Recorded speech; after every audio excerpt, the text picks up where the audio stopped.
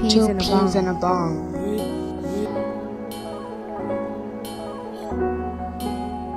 Two peas in a bong. Two peas in a bong.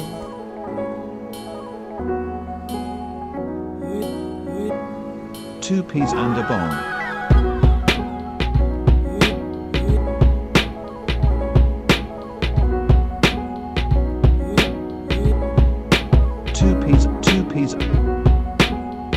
Two peas and a bong. Two peas in a bong.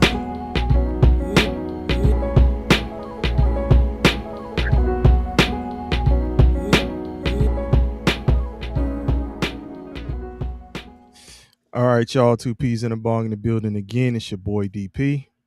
And mine is your boy KP. It's your boy Bong. Good evening. Evening.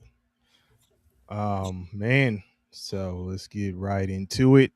Talking about this NFL action. And tonight, we just saw this 49ers and Bears game. Yeah, buddy. Hey, let me first say before you go into anything, last time I was talking about Purdy, questioning whether Purdy was the guy. Yeah. I don't know if you recall that. Yeah. You ain't pulled up a recording on your boy. No. Like you did before. Not today. But man, was he telling me to shut the fuck up? Yeah. Yeah. So I'm going to piggyback off of what I was wondering. No. I'm gonna say this. This is my theme, my overriding theme for the rest of the season, for this evening and the rest of the season. Coaching matters. Okay.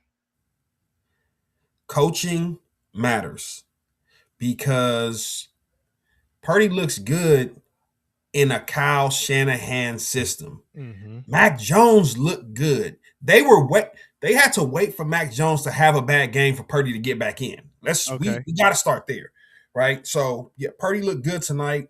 The Bears defense has shown that they can be had. They're opportunistic.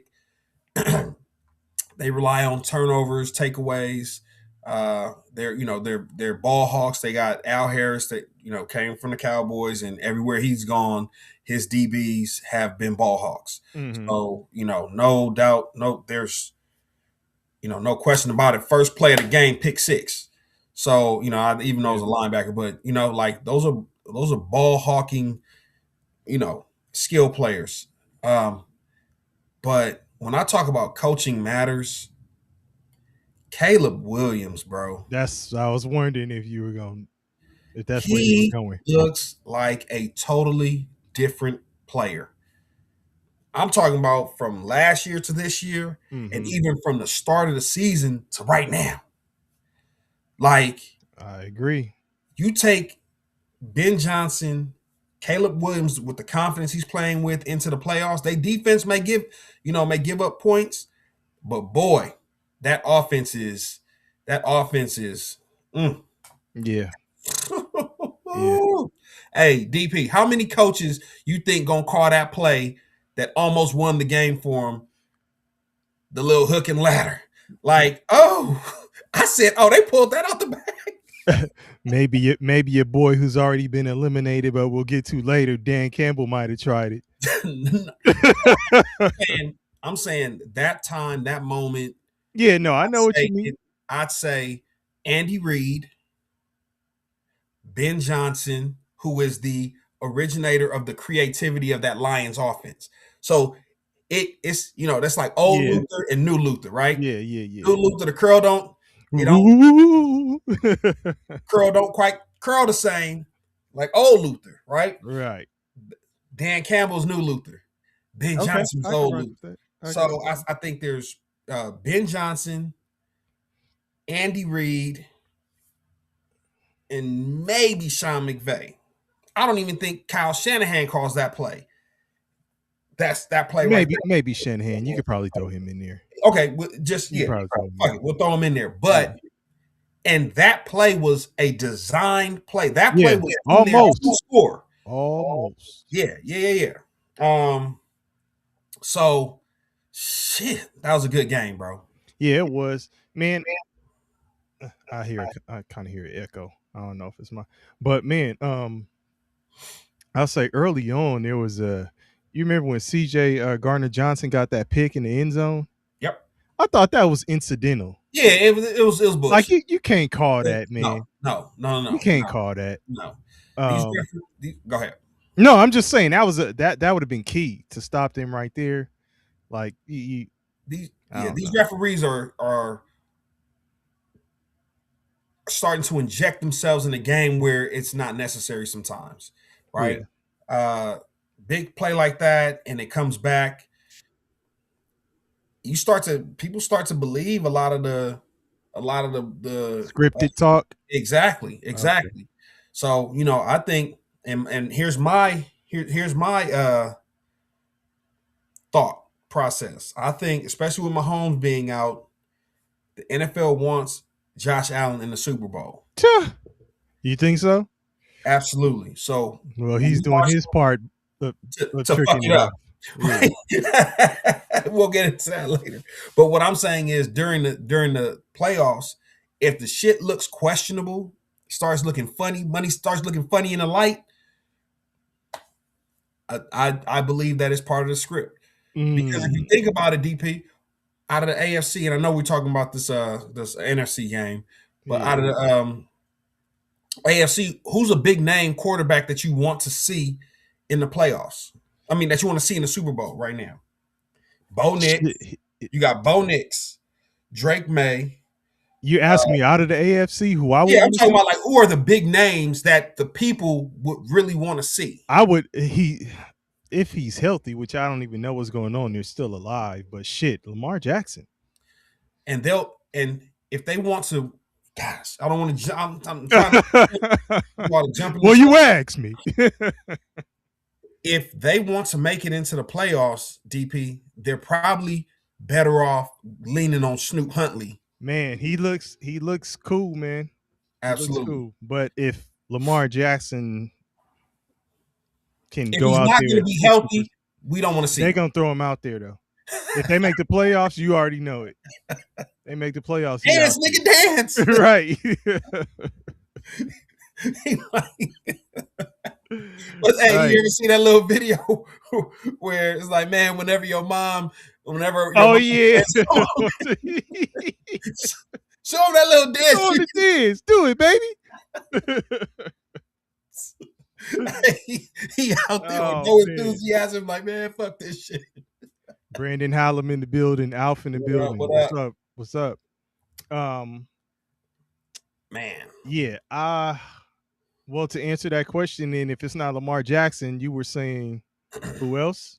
Like, who's a household name? Allen would be the only one, really, unless you talk in Aaron Rodgers. And do we want to see? he put up 6. You asked me. So, like I think the household name, he's linked to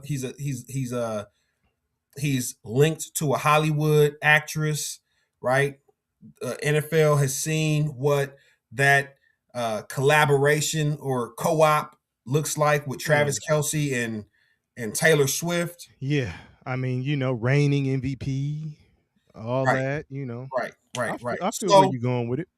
I'm just saying, if there is a script, there's such a thing, I believe that we're talking about a Josh Allen AFC representative, and then there's a gauntlet in the NFC, because what I saw from Chicago, NFC is coming out the NFC.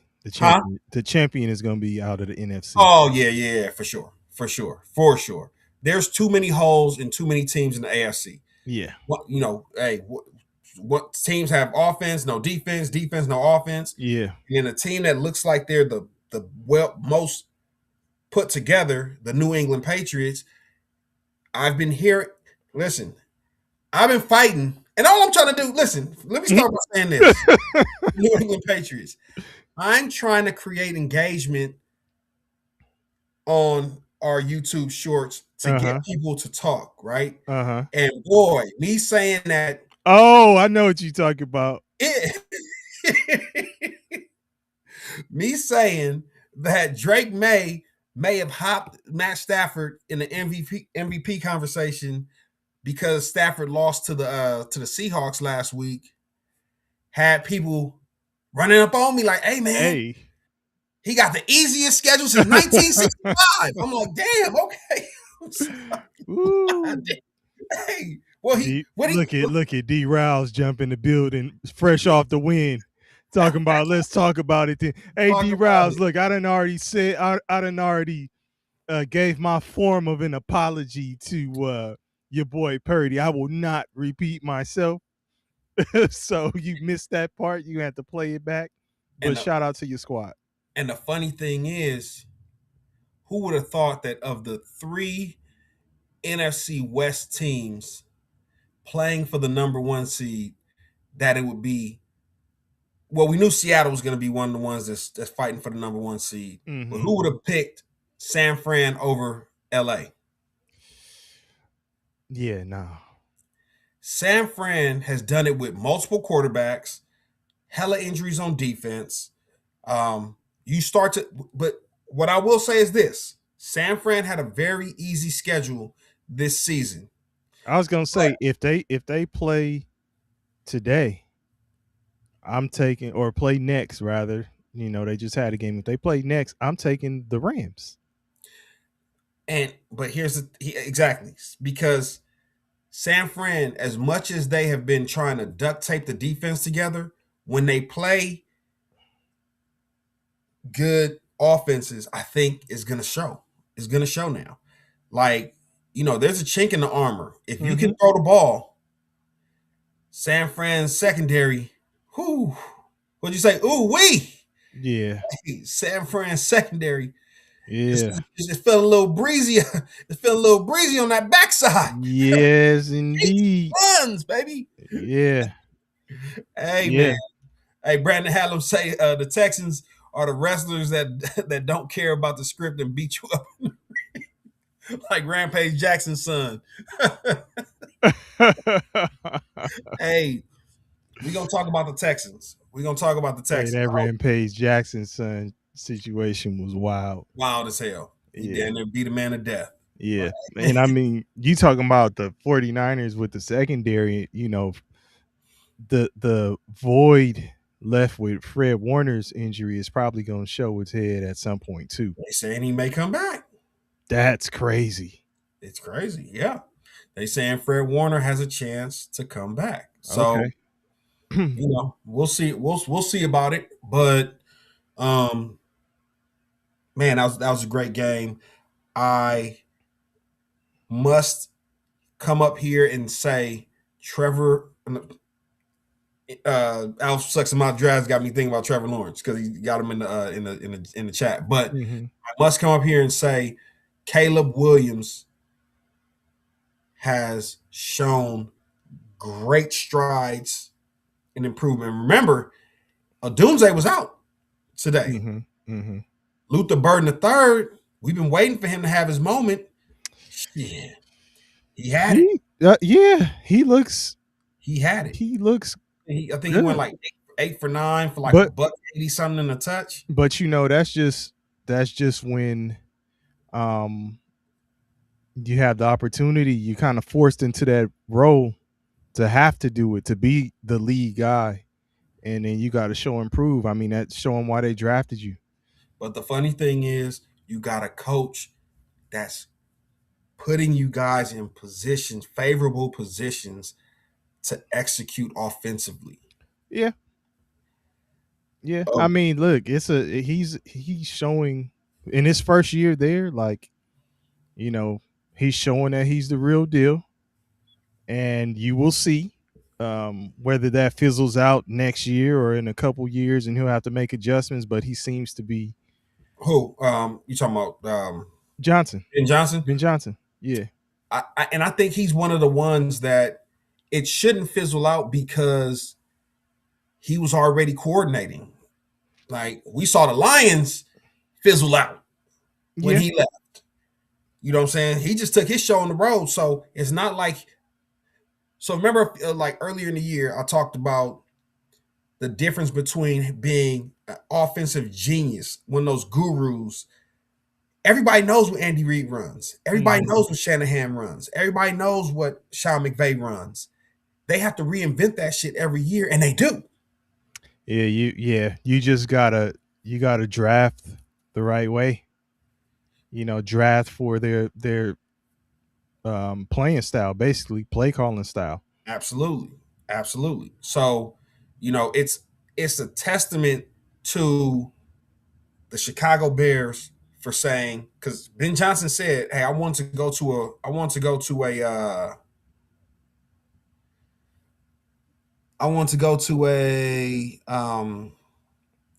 a team that gave me full control. I didn't want to have to do the back and forth with ownership and the front office and the this and the that, whatever." So, I was just like, listen, shout out to the Chicago Bears for doing what they had to do to get Ben Johnson in the building, and now he's changing the culture. That can't be understated. Yeah, no, for sure. Same thing with, and again, Al Sex and Mock Draft was talking about it earlier. With the Jaguars? With Liam Cohen, right?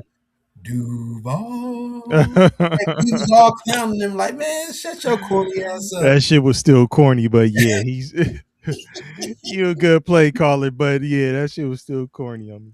Absolutely. Man, so I say we got some bullshit in the yeah, we ain't gonna even get to it, man.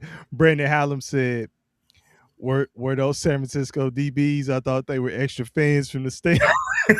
Hey, man, you got to put some respect on their names, man. Come on. Hey, they was getting spun like a turnstile. Swoop.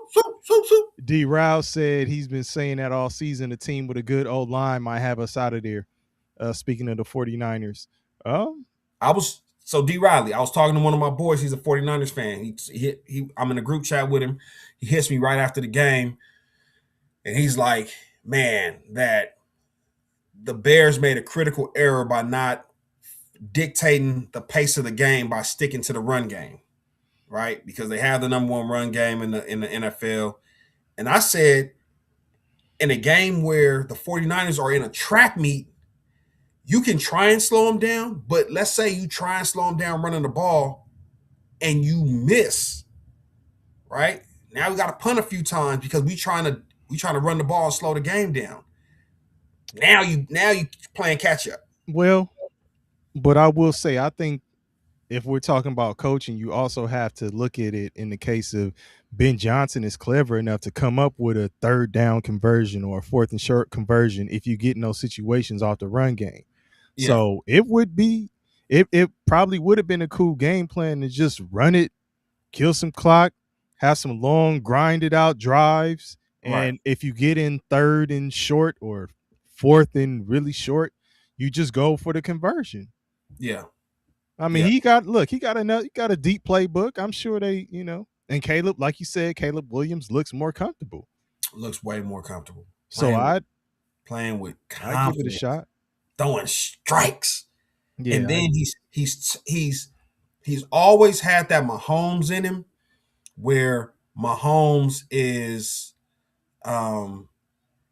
late in the game, that you have to look out for everything, including the run. Like he's gonna run the ball, you know what I'm saying? Just when you expect him to try and dot you up on third down, he gonna get out of there. Caleb Williams is the master of doing that. You know what I'm saying? So yeah.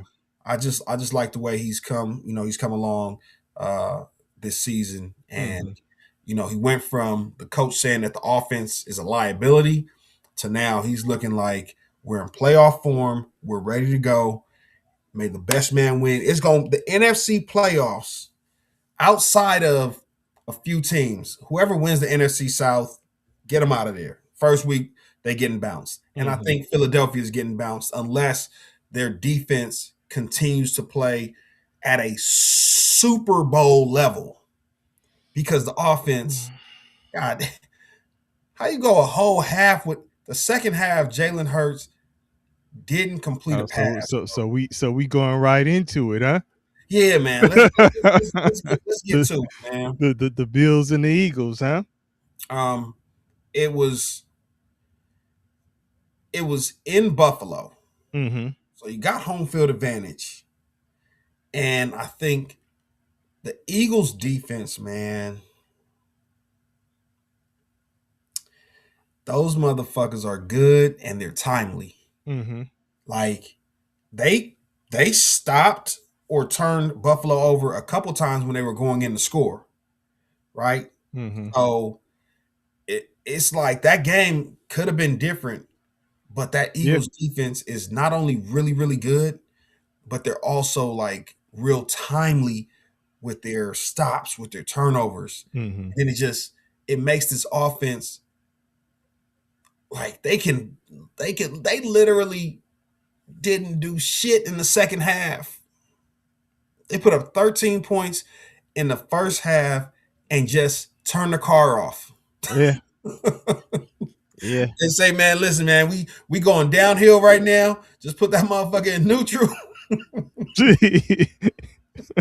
It's just going slow. Put it in neutral and hope we don't hit a hill after we get down to the bottom.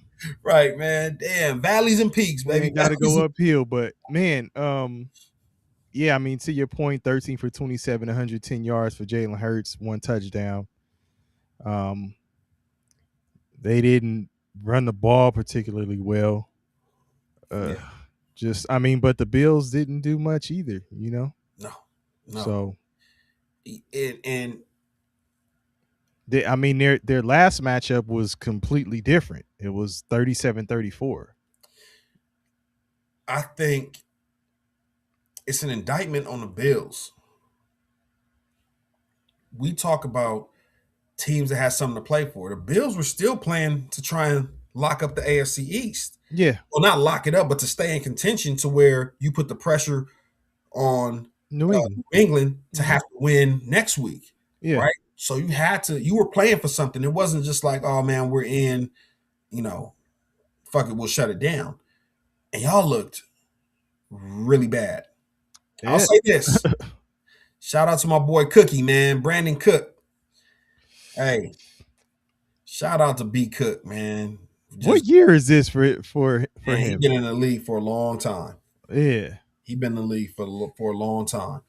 But I don't think Buffalo, again, they don't look good to me. Mm-hmm. But Josh Allen is the household name. We can say what we want about Lamar. Lamar is not healthy. The product that we get on the field is going to be Derrick Henry centric. If we see if the Ravens can beat the Steelers, it's going to be Derrick Henry centric if they want to make a run like a la the Tennessee Titan days. Listen, okay, because we'll get to that. Do we want to say anything else about the Bills and Eagles before we move on?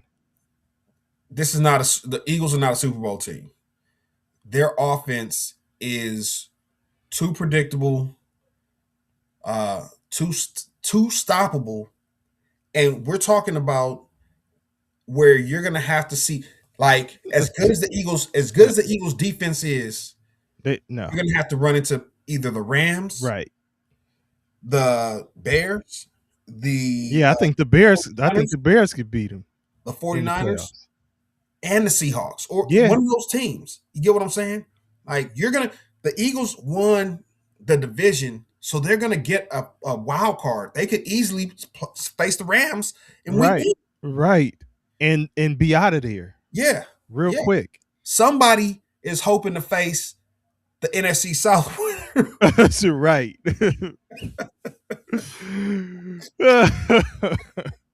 Come on, 7. I need a new pair of shoes. So, it could get real ugly for the Eagles if they get matched up with the Rams. If they get matched up with any of the guys that don't end up with the number 1 seed out of the NFC West. Yeah. That could be a one week out. As far as Buffalo goes, the script It's the same shit for them though. Like, I mean, I'm not gonna say that it's a gauntlet on the AFC side like it is on the NFC side, but I think we could start naming teams in the AFC that I think will beat the Bills. Hey, look at Brandon Hallam. He said he don't think any of the NFC South teams they even they want trying to win. lose. They taking turns trying to fuck it up. Like, bro. Oh, Brandon man. Cooks went to Oregon State. Yep. Okay. Oh, Cookie. Yeah, man. He had a 100-yard receiving game today, man. Yeah, he got busy. Can still get down the field, man. Absolutely. Speed still kills, man. Yeah. So yeah, But no, I was saying, man, you can name, like, Patriots can beat the Bills. Yep. Jaguars. Yep. The Texans. Yeah. Are there any weak teams? I think in the AFC you have. I think they could beat Denver, like, let's say Denver offensively is not good.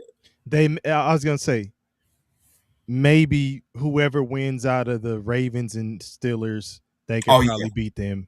Yeah. And then Denver might give them a run for their money too. So I'm not even sure. Do you think the DK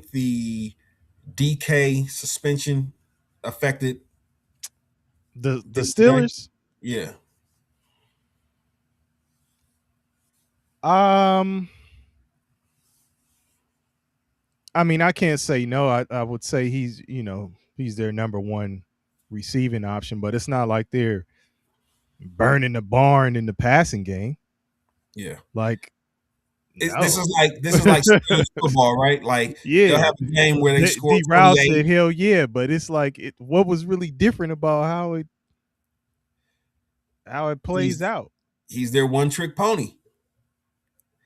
It's the run game with. So Jaylen Warren is the run game. Yeah. Then you have Kenneth Gainwell is wide receiver 2 as a running back. Right, so you got DK, Gainwell, and Jaylen Warren, and then they just rotate which tight end is going to do it.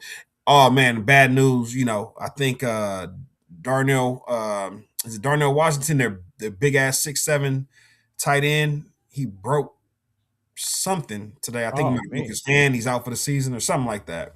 Damn, I can't remember exactly what it was, but he's the big 6'7" tight end, and yeah, I think he's done for the rest of the season.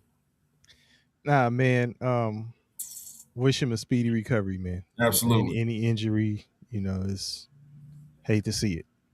Absolutely. Steelers though, like, you got Aaron Rodgers throwing the ball almost 40 times, and not even barely cracking 150, 168. No touchdowns, right? I mean, is there a game? I would have to go through all the games this year to see, like, is there a game where he just was blown away by what he did? No. Yeah, so that's what I'm saying. Like, the passing game itself with the Steelers is like, I hear what you're saying because it's DK Metcalf and he's their number one option, but a 13-6 game either way is something of a norm between the Steelers and the Browns, regardless of whether the Browns suck or not. Like, these are their games look like this. Yeah, that's just the Steelers experience, right? Where it's just like it's up and down. At 1 week you're mad at them, the next week is like, yay, we're going to the playoffs. And like, I'm not even saying just the Steelers, Bong. I'm saying the a NFC game between a game between the Steelers and Browns. Yeah, like this type of matchup. Like, but everything you're saying applies as well. But yeah, if DK Metcalf had played in the Browns won today, would you be surprised? Yes, I wouldn't be. I'm not surprised that the Browns won. I'm not surprised because the Browns look and feel like an organization that doesn't know how to win from the top down. So for them to come in and beat a team that you knew that if you win this game, the game next week means nothing.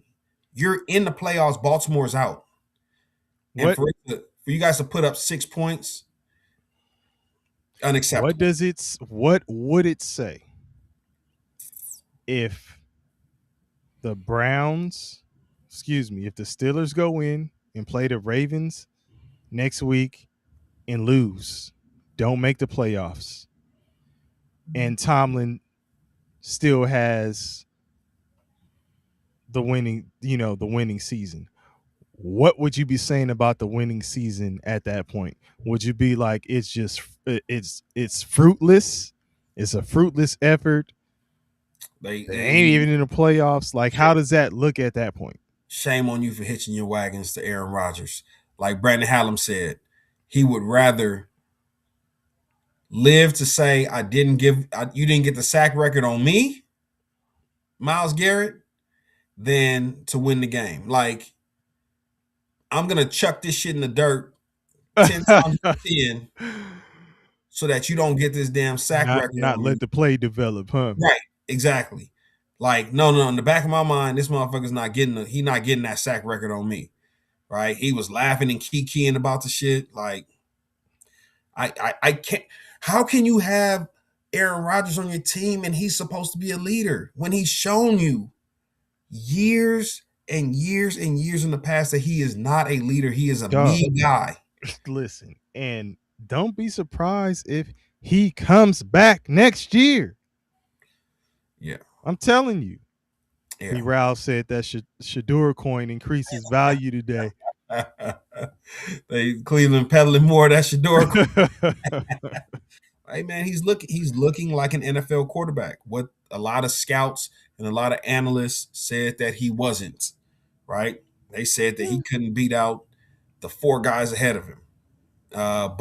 And again, it's not like he was lighting the world on ripping fire. Shit up, One touchdown, 2 interceptions, 17 for 23, pretty accurate, but yeah, I know one of the interceptions he got hit and ball got tipped, but yeah, it is what it is. So it's sad that it comes down to it. No running game going at all. Cleveland today. Yeah, I think because Judkins is done, right? Yeah. He's done for the season. So, without him, again, that's an organization that doesn't know how to win. But apparently the Steelers know how to, maybe just not enough, or when it counts in the playoffs as of late. So that's what I'm saying. Now it's like a playoff game next week.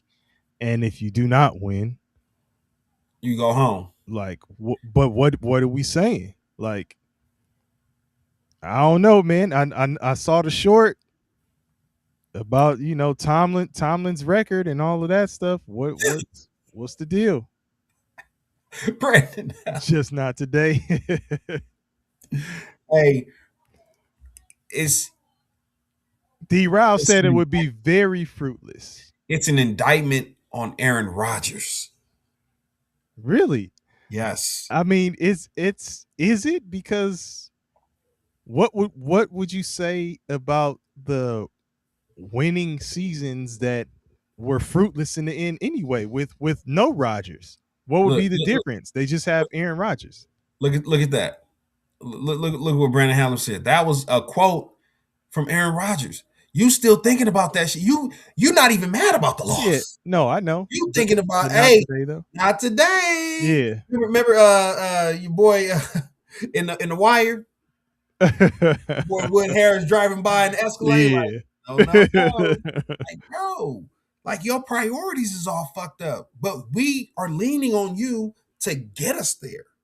Like, you're the quarterback. At the end of the day, this defense isn't strong enough. We have to lean on Aaron Rodgers to make a 10 to 15 timely plays to win us games every game.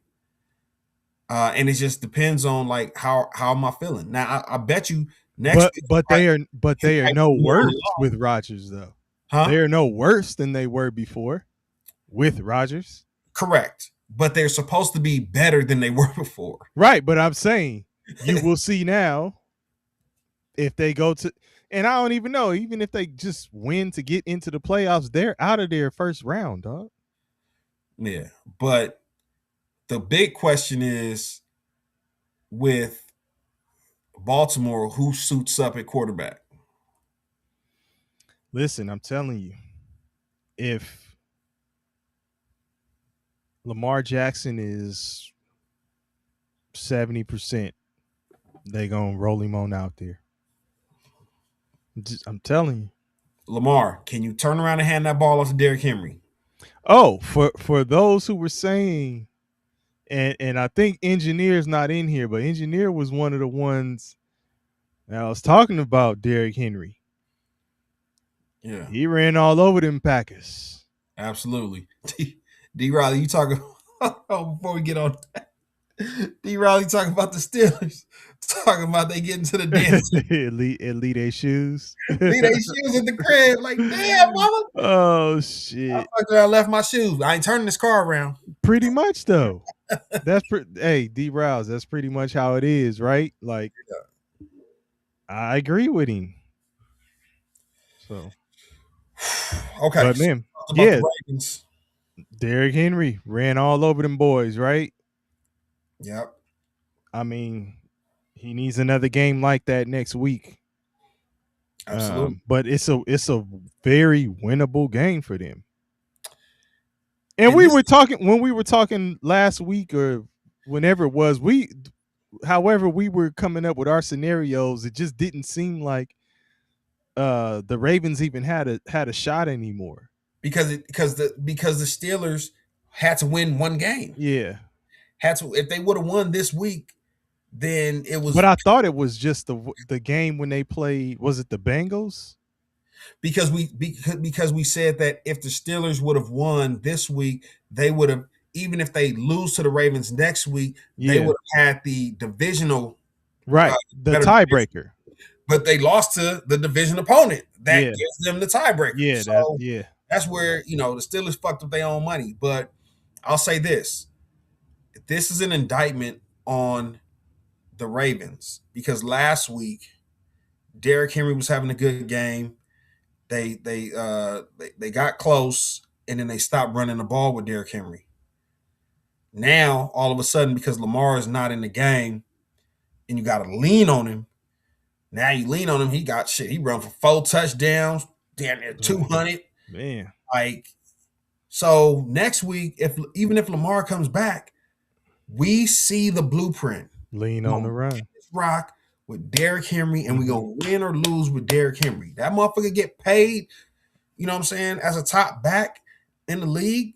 Lamar, if you can't carry the water right now, let me hold you down. Let me hold you down. But yeah, man, it's just but in the past. Hey, speaking of like being in the system or coaching and all that type of stuff, do you think that in chat, y'all let me know what y'all think too. Do y'all think the Titans gave up on Malik Willis too soon? I believe coaching matters. Coaching matters. Matt LaFleur is a better offensive coach than Mike Vrabel was with the Titans. With the Titans, right? Mm-hmm. You think about it, he's in New England now. They brought back Josh Daniels, right? He's still the offensive coordinator. He's back there. Okay, so Vrabel don't touch the offense. This the New England special, man. Which he probably didn't with the Titans. Who was the OC then? Somebody that we probably not Matt LaFleur. Is exactly what you're saying. So Matt LaFleur has shown that, listen, man, I can scheme it up. A lot of these dudes, if we start doing the research, all these dudes, LaFleur, all these guys, they come from the same tree. It's the same roots. You get what I'm saying? Smith with the Falcons, who went to the Falcons. He was the OC. Who's with the Steelers? I think he's with the Steelers right now, right? Arthur Smith is with the Steelers right now.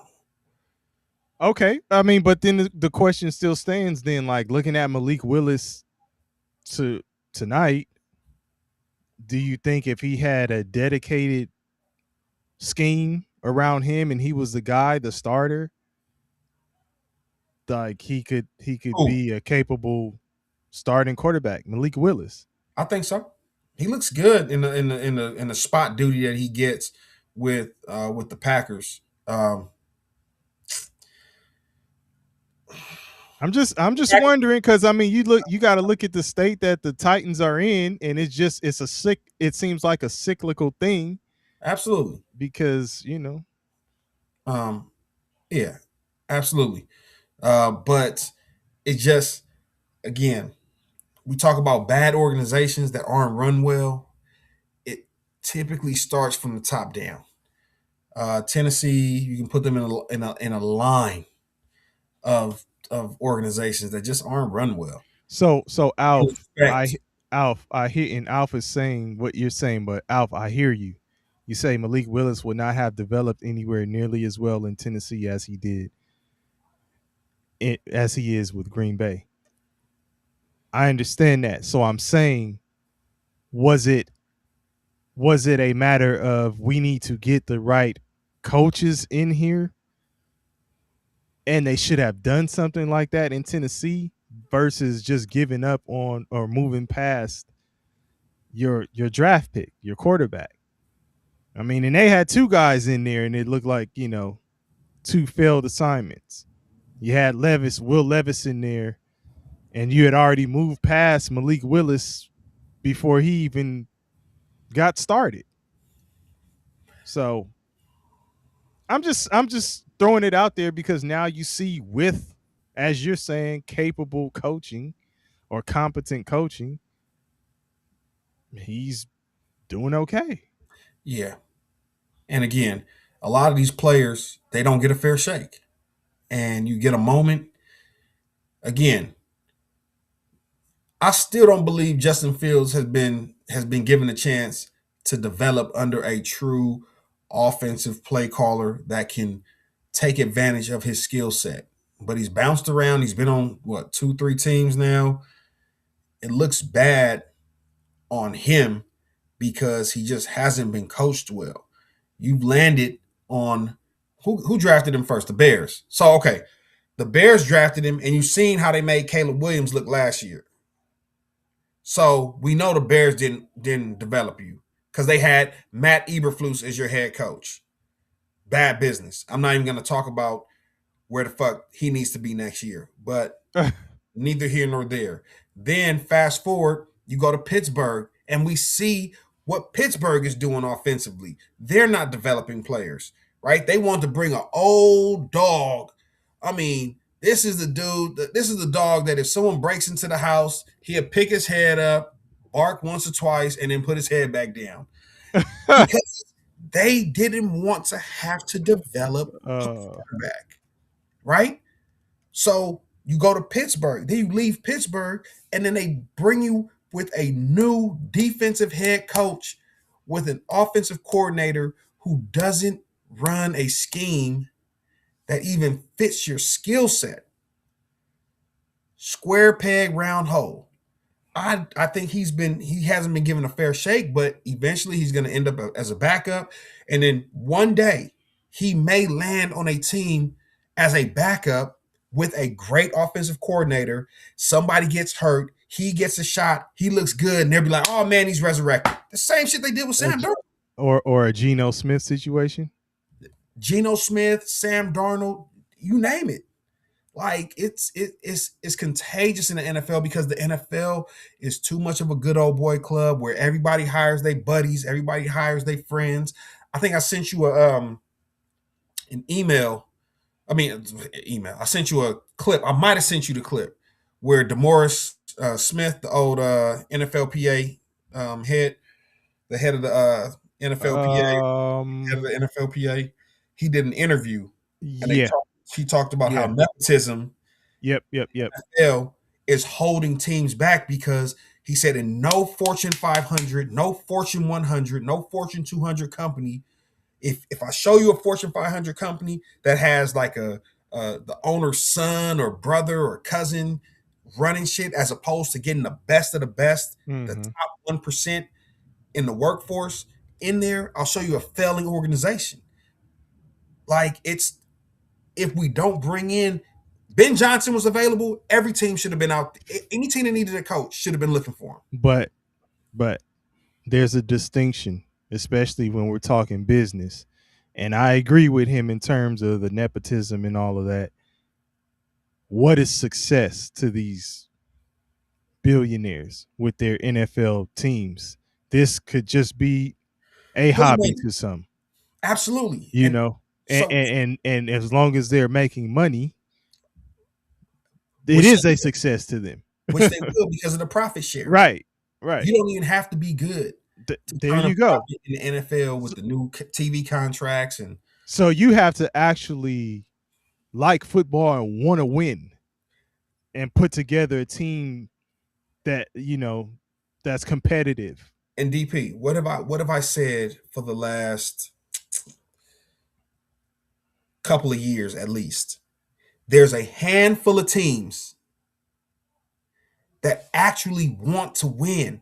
And those are the good organizations, and they're always good because they value football operations more than selling tickets, or because, and again, a successful billionaire should be able to understand the correlation between winning and the value that it brings. Like, the team valuation goes up. So, like, I'll give you a handful of teams that's always going to compete because they always value winning. Ravens. Okay. Eagles. 49ers. Rams. Like, I finally got around to watching that damn Jerry documentary, and to hear him saying to the owner of the Rams, damn, man, y'all had some nuts to go and do the little Matthew Stafford thing. I could have never done that. But he's already won championships. Like, that shit long ago, that was something he checked off back then. Yeah. And it does at this point, it's make that money. Like you said, it's a handful. How many owners actually win championships? Right? Yeah. Yeah. So he's done it. So to him, it's like, I don't give a fuck. I've been there. Now I'm making this bread. You don't think Mark Davis wants to win? But I think, and they suck. I think there are teams that may want to win, just don't know how to win, because all they know is a good old boy system. Okay. All they know is nepotism. I got to put my cousin on. Got to put my brother on. I got to get the quality and, you know, the quality assurance guy. It got to be the homie that I went to school with, and this, that, and the third. And he got his degree in biology, but I'm gonna make him the finance guy because that's who was the biology major? That's the fucking head coach now. Didn't they say was it Ben Johnson who was some kind of science major or some shit? Yeah, I think this motherfucker is the goddamn head coach killing the game now. But you feel what I'm saying? It's an anomaly. I know. It's like the Rams are going to continue to compete because they put winning football games above anything else. Question then. So if you look at a situation like the Raiders, nepotism is present. They may fall into the category of the owners or the organization that wants to win but just doesn't know how to. Do you think that changes because you're bringing in like a Tom Brady or incorporating somebody who's got that competitive edge, and if they're a part of the organization and it's going to be a reflection of them, they'll turn it around? That seems to be what it was, but now it seems like Tom Brady and ownership, he's a minority owner. The Davis family and Tom Brady aren't on the same page. Coaching, ownership, minority ownership is not on the same page. That's how they got duped by Chip Kelly, who basically pulled what's my man from the Jamarcus Russell. Chip Kelly pulled a Jamarcus Russell where this motherfucker not even going over plays, sending in the wrong place. Chip Kelly stole money. It was a Ponzi scheme. Mm. Chip Kelly came in on the good old boy system and semi-retired on the Raiders and got paid to kick it, do shrooms or whatever the fuck he does that doesn't allow him to call valuable, call the right plays or whatever. Mm-hmm. And it's just like, bro, if it's not work, and I'm gonna push back on the whole Jerry Jones saying that he won his championships 30 years ago and he don't care if he win another one.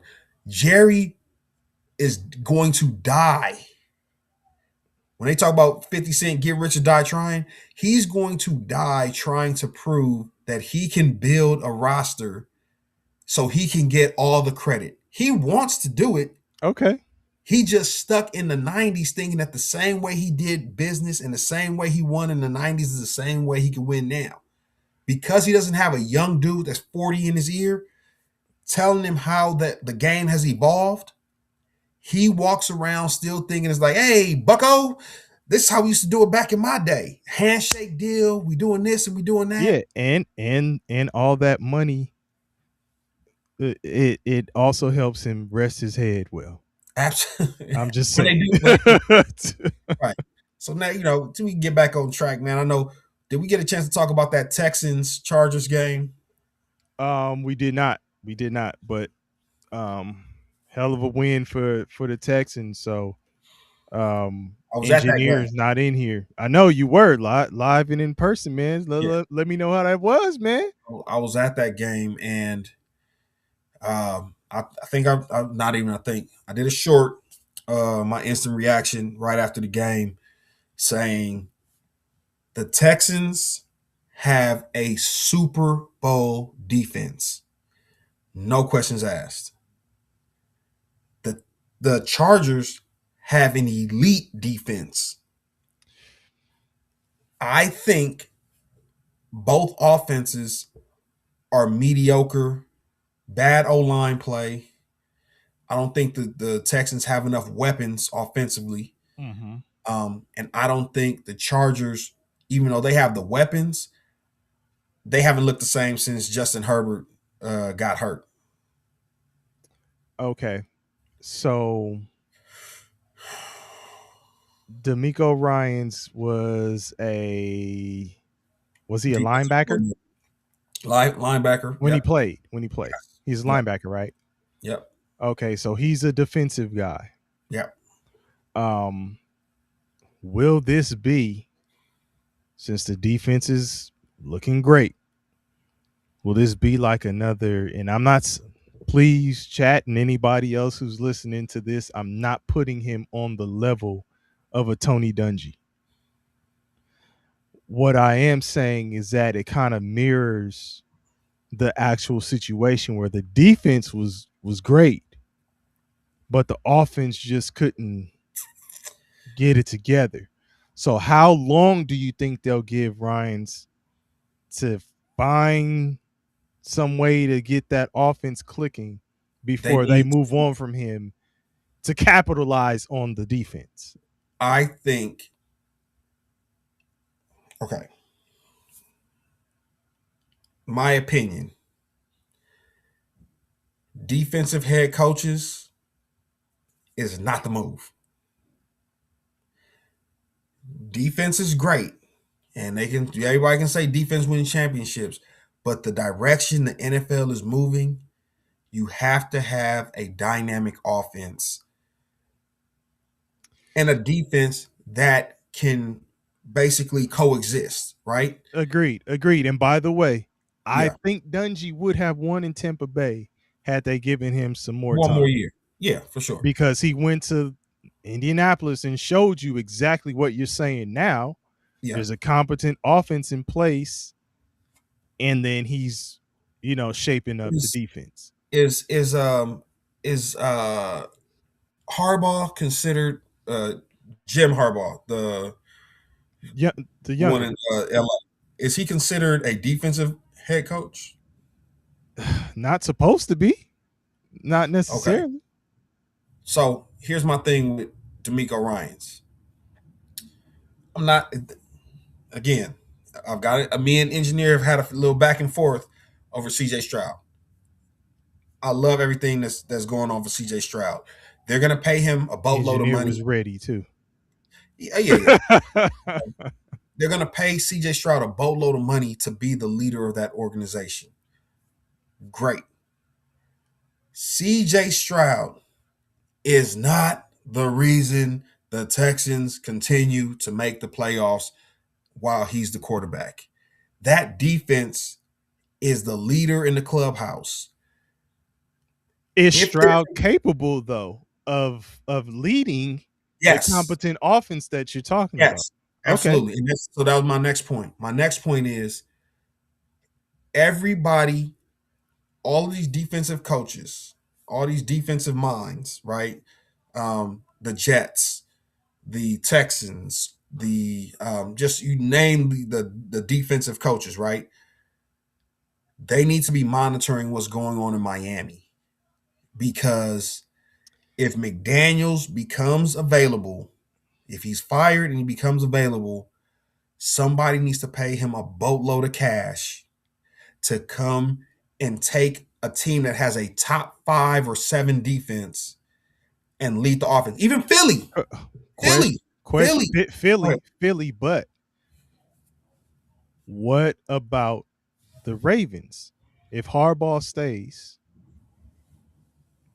defense gets healthy because they weren't as strong as they have been in the past, but they ran into some injuries. Do you think somebody like McDaniel can change it around in Baltimore?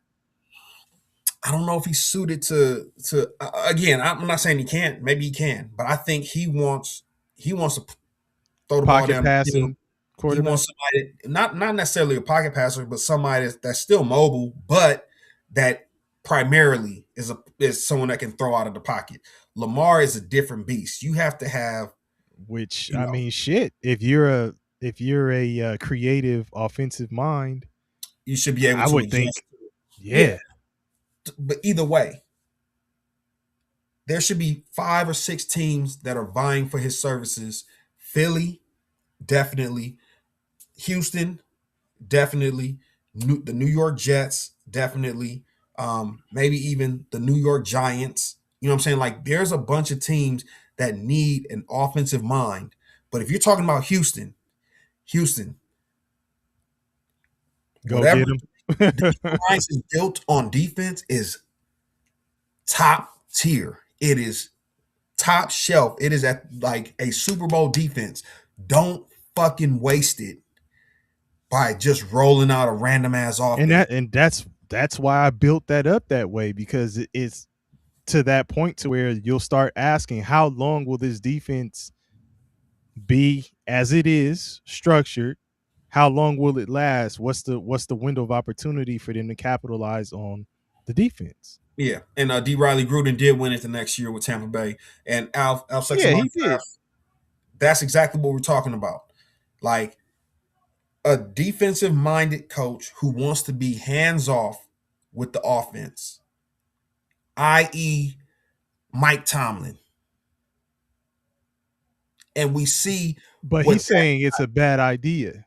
Yes, it's a terrible idea. Yeah, unless you bring in an offensive guy like a Ben Johnson, a Mike, a guy that you believe can handle the offense. But like the same thing on the flip side. Go ahead. Let me ask Alf though, just to clarify and real quick. Bong, you just continue with your point, but Alf, you're saying especially when. So do you think it's even a bad idea in the case of what Bong is saying in terms of bringing in McDaniel? Because he's saying especially when. So it sounds to me like he's saying it's just a bad idea altogether. When you bring in first-time offensive coordinators. But he's saying especially when you bring it in. So is he saying it's also when you just period?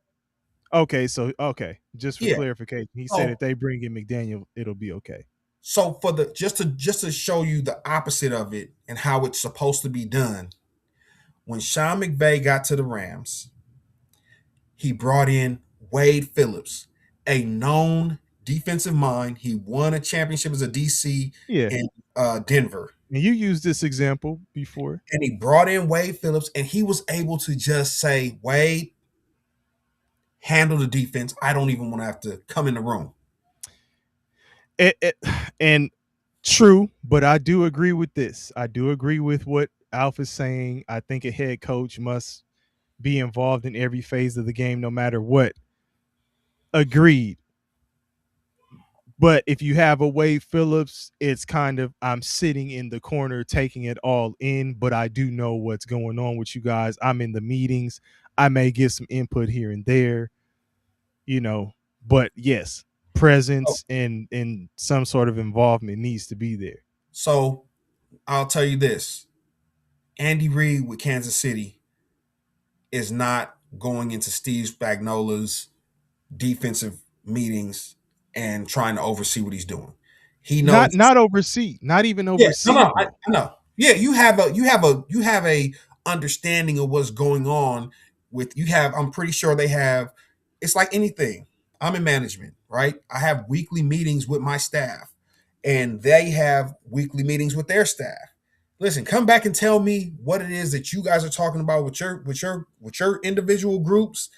Just give me I need the cliff notes. But I'm just saying, at some point, as a manager, I may peek my head in there or go in there so you can see me, so you can have direct contact with me, so you know. Absolutely. But what I'm saying is, Sean McVay spends 90% of his time focused on the Rams offense. Ben Johnson, who is the defensive coordinator with Chicago? Did Al Harris get bumped up to D coordinator, or is he still the DB's coach? I don't know, but he's doing a hell of a job. Let's see. Like, I know that the guys that focus on these. Nah, it's Dennis Allen. But Dennis Allen is another one. Mm-hmm. Dennis Allen was in charge of. He was the one that was tied up with Bounty Gate. Yeah, and Al Harris he's passing game coordinator and defensive backs coach. Dennis Allen is a known commodity on the defensive side, right? All these guys are known commodities. Ben Johnson doesn't have to worry about what's going on the defensive side of the ball. They're not great, but they get the job done. I didn't know Bieniemy was over there with the Bears. Oh, for real? Yeah. Hey, Bieniemy is the running backs coach. Quiet is kept, and we need to have a conversation. Kansas City's running game fell off after Bieniemy left. Their little offense kind of fell off. I know some people who know the DeAnthony Thomas. Yeah. So I've heard some stories about Bieniemy there.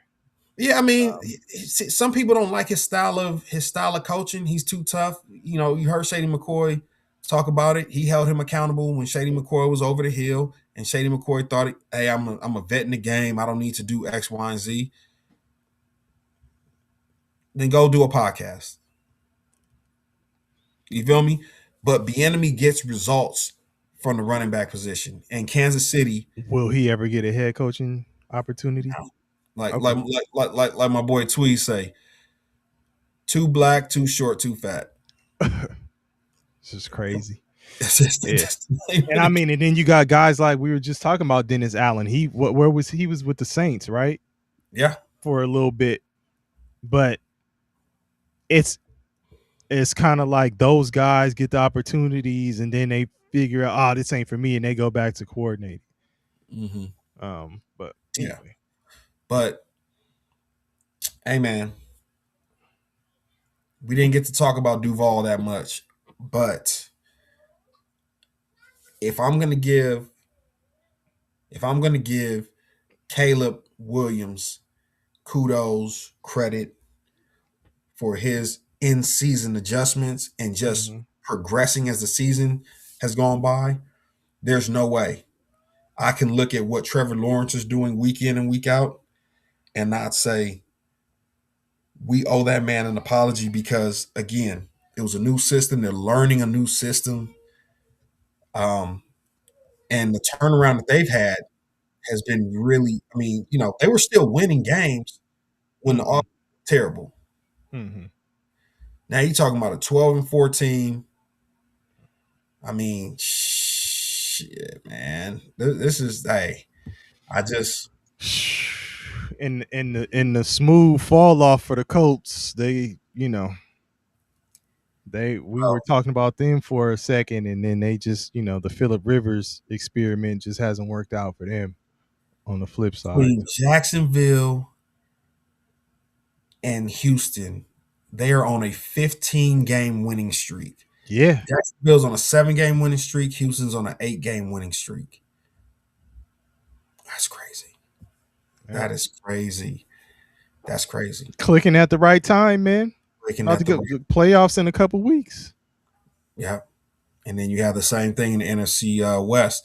Seattle and San Francisco both on a 6-game win streak, and they face off next week. And that man, which is a very important game, right? You get, if Seattle wins, they're number 1 overall. Man, and if the thing though is, it just seems to me like the loser of that game would be more motivated. Mm-hmm. Come playoffs. Yeah, come playoff time. Yeah. Take that how you will, but hey, yeah. It's so funny to look at the NFC West and then see Arizona at the bottom. Yeah, the win, and to clarify, the winner of the game is number 1 seed. If you're correct, so if Frisco wins, then the Arizona Cardinals have lost 13 of their last 14 games. The one win. Who would have thought that in this this show titled "Let's Talk About How This NFL Playoff Picture is Shaping Up," that we are talking about the Arizona Cardinals? Only to point out a stat. They've lost 13 of 14 games. 13 of their last 14 games, their only win against the Dallas Cowboys. Ooh, God. Jesus. Okay. But I'll tell you this much. Jacoby Brissett just made it entertaining enough. Trey McBride still did what he was supposed to do. I think Michael, what's the receiver? Oh my God. Look at this, what Alf says. Since naming Brissett officially as the starter, they've gone 0-8 with a point differential of like 170, negative 170. That's crazy. Yeah. And it's not Brissett's fault. No, it's not. Let me say that. It's not. It's not. Yeah. But hey man, we're gearing up for a hell of a week 18 for a few teams. I think Pittsburgh and the Ravens. And Baltimore, and then you have Seattle and San Fran. I don't know why they made the Pittsburgh game. Isn't the Pittsburgh game a Sunday night game? Let me see. I mean, it's not bad if it is. Not bad if that is the case. No, I'd rather see Seattle. I mean, I hear you, but I'm saying like either way, like for all the marbles, like. Yeah, I don't want to see it's a Saturday game. The Seattle 49ers game is a Saturday game. Okay, but it's a 5 o'clock. I'll take that. And then the Sunday night game is the Ravens and the Steelers. Yeah, we get to see a 9-6 slobber knocker. So I mean, but just what's hey, look, what's on the line is will probably make it just interesting enough, I would say. Yeah. Well, anywhere. Where do you guys believe Murray can land and make some things interesting? San Francisco.